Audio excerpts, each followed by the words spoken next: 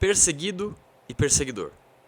Davi e Saul, ou culpado e inocente? Em quantas situações da sua vida você já se sentiu perseguido?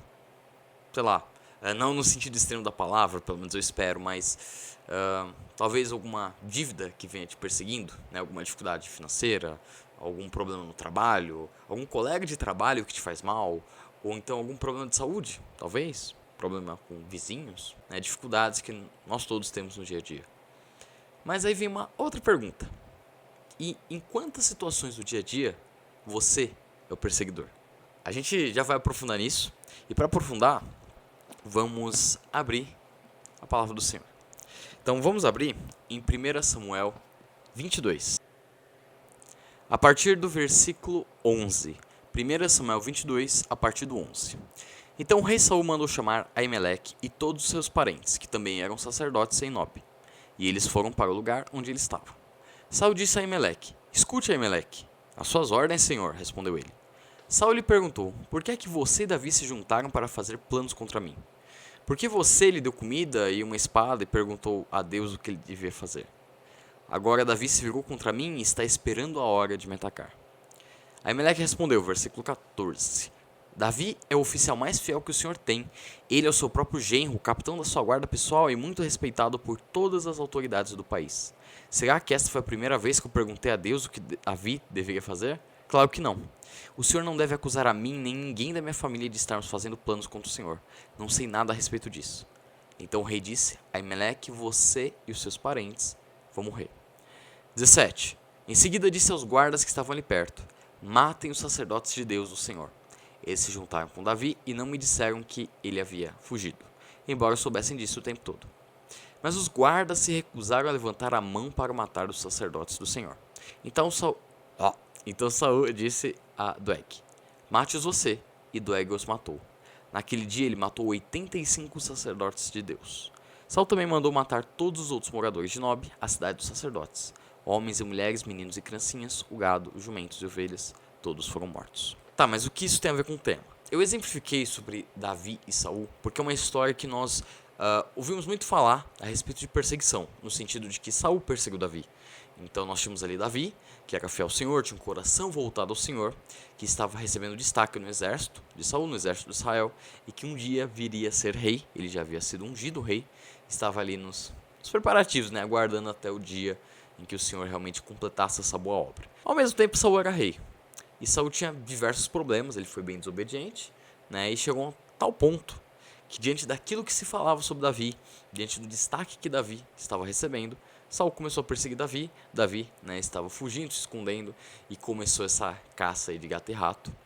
Só que Davi sempre buscando o direcionamento do Senhor. E nisso ele fez muitas coisas, conseguiu ele um bom exército fiel a ele, e Saul continuou a perseguição.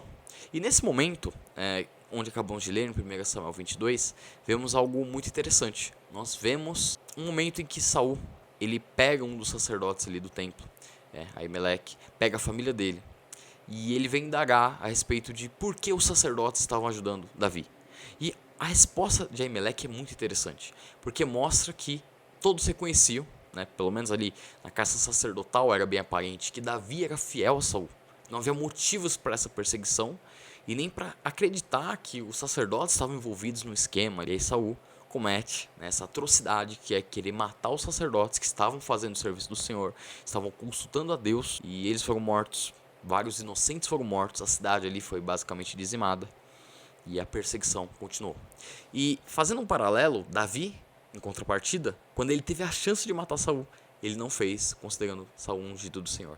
E olha esta grande diferença. A Bíblia Sagrada nos mostra muitas diferenças de Davi e Saul, sem contar também semelhanças, mas isso é tópico para outro vídeo. E essa é uma das diferenças sobre misericórdia, onde Davi teve misericórdia com aqueles que serviam ao Senhor, aqueles escolhidos pelo Senhor, mas Saul não teve. E Saul foi bem bravo, né? Ele tinha um ódio muito grande por Davi, como é evidenciado, por exemplo, quando o filho de Saul, né, um amigo de Davi, ele questiona: não, meu pai nunca iria contra você, Davi. Mas quando Davi não aparece na festa, né, Saul mostra uma raiva muito grande. Ele tinha um ódio, um desejo realmente de matar Davi. E lendo a palavra do Senhor, nós temos esse panorama de Davi ser um inocente. E realmente, ele era um inocente, ele não estava fazendo nada e ele mostrou de misericórdia enquanto Saul era o perseguidor. Davi perseguido, Saul o perseguidor. Só que imagina se essa história tivesse sido escrita por Saul. Imagina se nós não tivéssemos essa possibilidade de ter o texto bíblico, né, a palavra do Senhor aqui por completo. O que Saul descreveria a respeito deste caso? Ele falaria que existe um traidor querendo tomar o trono, um traidor querendo me derrubar, acabar comigo, com os que mais fama do que eu para poder me derrubar depois. E os sacerdotes, aqueles que deveriam servir ao povo, estão me traindo. Essa talvez fosse a narrativa dele. Uma narrativa onde ele que seguiu perseguido. Perseguido pelo povo que estava ingrato com seu governo, querendo o derrubar. Colocar um jovem fraco, um jovem que até conseguiu destaques, é verdade, que até conseguiu derrotar um gigante ali e trazer ânimo para o povo de Israel. Mas essa não seria a verdade. Essa seria a visão de Saul. E nessa visão, ele provavelmente não falaria das vezes em que ele desobedeceu a Deus. Ele não falaria de quando ele lançou a lança, né, arremessou a lança para matar Davi. Ele não falaria da misericórdia que Davi mostrou para com ele. Da fidelidade também como ali um genro, como um soldado e por aí vai. Isso nos mostra um grande problema de narrativa. São duas narrativas diferentes. E claro, diante, né, como eu falei, da narrativa em que acompanhamos estar aqui de acordo com o texto bíblico e ser evidenciada pela palavra do Senhor, pela vontade do Senhor de ter escolhido Davi e de destronar Saul, nós temos uma base para acreditar nessa narrativa aqui. Glória a Deus. Enquanto a narrativa de Saul, a gente já sabia que é errada. Eu acho que não é difícil você responder a minha primeira pergunta sobre quais situações você se sente perseguido. Quais situações você sente que existe alguém ou algo, talvez as forças das trevas, demônios, existem pessoas querendo o seu mal. E realmente existem. Eu não vou dizer que não existem, realmente existem. E é muito triste. E nós, como cristãos, pelo menos, devemos pregar o evangelho e crer na redenção dessas pessoas, crer na expulsão de demônios e por aí vai. Mas e a segunda pergunta? É difícil a gente pegar uma situação e reconhecer quando nós é que perseguimos alguém, quando nós é que somos a mão que bate, a mão que afasta, a mão que machuca. Mas ao mesmo tempo, nós precisamos abrir esta ferida, remover o nosso ego e entender em quais situações eu é que estou causando mal a outra pessoa. Então, por exemplo, muitas pessoas reclamam de vizinhos, porque a minha vizinha ali do lado, ela não gosta de mim, ela só fala mentira sobre mim, então, ela não é uma boa pessoa. Mas quando for ver em fatos, buscar a verdade, quando for realmente pensar a respeito dessa tal vizinha, você pode perceber que ela nunca falou de você. Ela nunca falou mal de ninguém. E na verdade quem está falando mal de alguém é você a respeito dela. Então o perseguidor não é ela, mas é você. Ou então no trabalho, onde você tem algum colega, alguém ali, que você está competindo por um cargo, né, por uma promoção. E aí você trata a pessoa como um rival. E por tratar como um rival podem acontecer vários problemas ali. O quanto é algo normal de você buscar melhorar seu desempenho, né, no trabalho e por aí vai. E aí espera-se que as lideranças reconheçam a pessoa mais correta para o cargo, que se encaixa melhor no cargo. Ou então quanto pode virar realmente, sabe, um mau sentimento, uma raiva, uma até indiferença, no sentido de você não considerar outra pessoa um ser humano, tudo por causa de um emprego, tudo por causa de um aumento de salário. Quantas vezes nós não falamos palavras que machucam outras pessoas? E aí a gente pode até pensar, não, mas é porque outras pessoas machucaram. Talvez até seja verdade, mas isso não é base para nós machucarmos outras pessoas.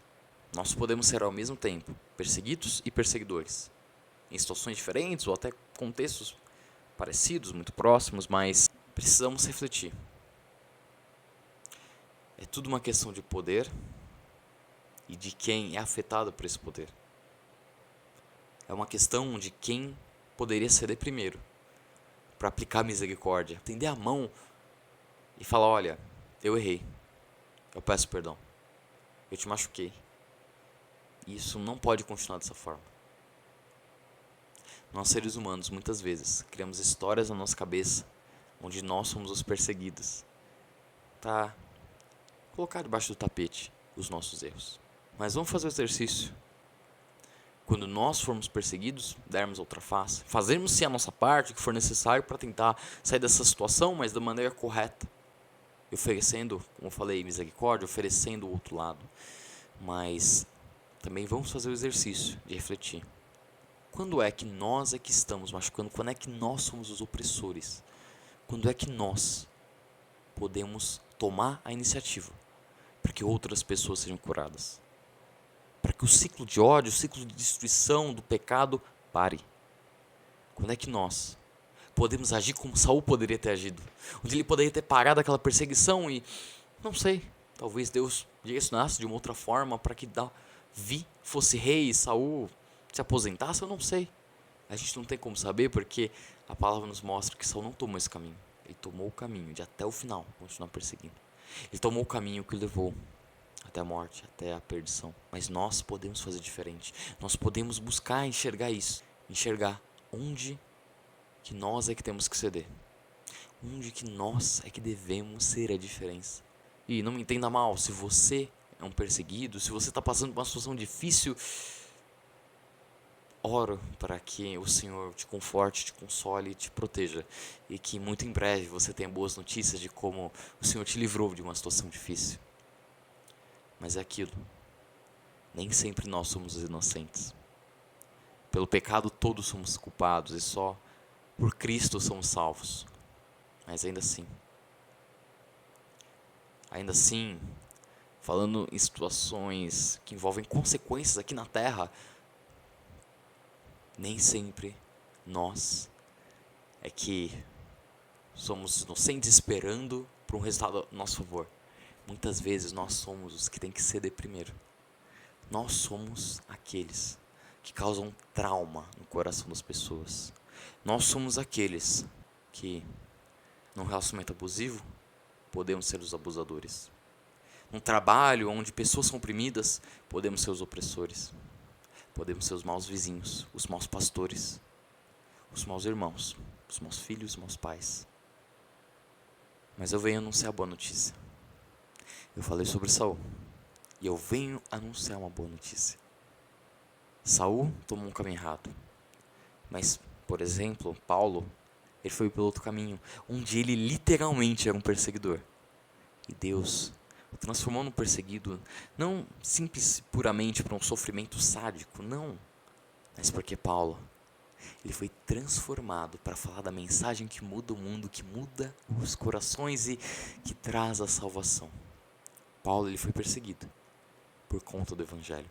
Paulo foi transformado para que no coração dele não houvesse mais raiva, mais mágoa. Ele foi transformado para que jorrasse amor, para que se transformasse numa fonte de água viva. Então, esse vídeo, na verdade, fala sobre esperança. Fala de esperança, a esperança que nos alimenta, de que naquilo que nós estamos errando, podemos melhorar. Nós podemos dar o braço a torcer, nós podemos perdoar e ser perdoados. E que ao mesmo tempo, sobre aqueles que nos perseguem, Deus pode transformar a vida deles.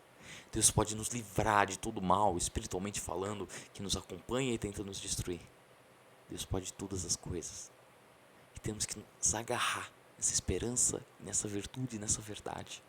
Que você se autoavalie e deixe de perseguir.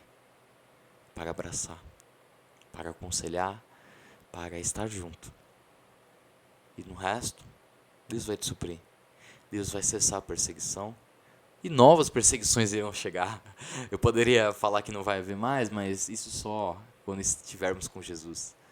Novas perseguições virão. E Deus continuará te livrando e te fortalecendo. Não vai ser fácil. Vão ter lágrimas, vai ter choro, vai ter muitos processos, mas a palavra continua fiel. Que possamos ser a luz do mundo, o sal da terra. Que possamos ser nós a curar e não machucar, a ser parte da solução e não do problema. Essa é a mensagem que eu tinha para hoje. Espero que tenha ficado boa. Não sei qual será o próximo vídeo. Faz um tempo que eu não solto um vídeo aqui nesse canal. Espero que vocês tenham gostado e reflitam sobre essa mensagem. 1 Samuel 22. Vocês podem ler também o 23, que fala mais do lado de Davi, certo? e vamos juntos refletir sobre esse assunto e nos tornarmos pessoas e cristãos e seres humanos melhores, para honra e glória do Deus vivo, em nome de Jesus. Vamos fazer uma oração? Senhor Deus, eu te agradeço por essa oportunidade de nós confrontarmos o nosso ego, nos afastarmos da maldade, do orgulho, de nós nos quebrarmos como um vaso para sermos refeitos.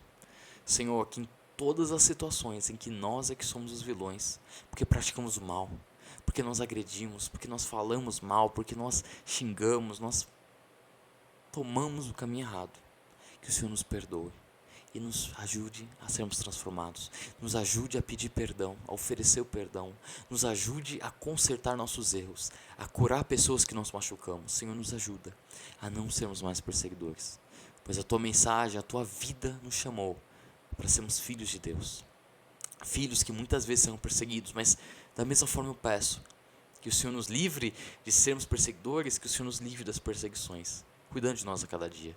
O Senhor mesmo disse que as perseguições viriam, mas que o Senhor estaria conosco, que é isso que nos basta, que em cada perseguição, cada dificuldade, você esteja conosco, nos livrando, nos auxiliando, nos consolando, para que possamos só ter a Te agradecer para aquela situação que não parecia ter saída, e que o Senhor criou um milagre, o Senhor criou um caminho, que o Senhor perdoou, que o Senhor transformou, que possamos contemplar essa transformação, que possamos sair daqui tendo histórias para contar, do quanto o Senhor mudou a nossa vida, o nosso coração, a nossa história, que não hajam mais perseguidores, mas todos nós, todos que fomos tocados por essa palavra, possamos ser seguidores de Cristo, sendo bom exemplo, fazendo o que é certo, em nome de Jesus. Amém.